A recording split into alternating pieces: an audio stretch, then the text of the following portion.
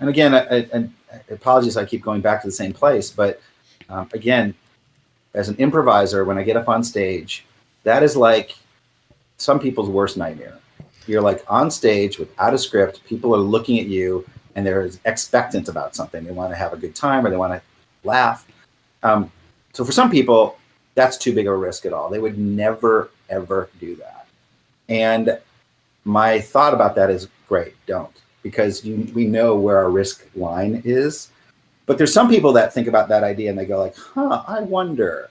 And as soon as you're in that territory, then your risk line is like, there it is. And I wonder what happened if I pushed it a little bit. And so I think risk is relative, I guess, is one way to think about it.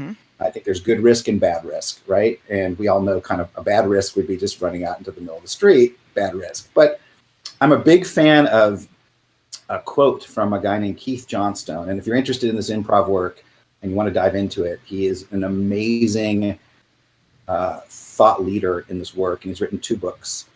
One's called Impro and one called Impro for Storytellers. But here's a quote from him, which I think about a lot. He says, there are those that prefer to say yes, and there are those that prefer to say no. Those that say yes are rewarded by the adventures they have. Those that say no are rewarded, same word, by the safety they attain.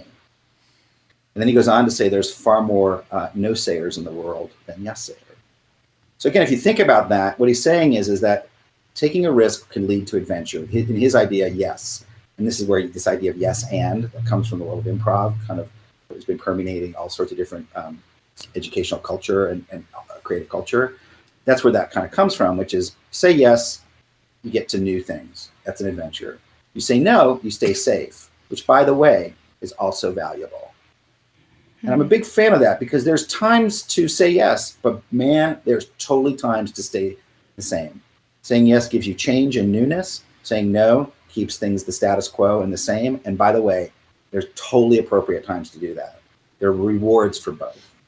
So I think about that a lot.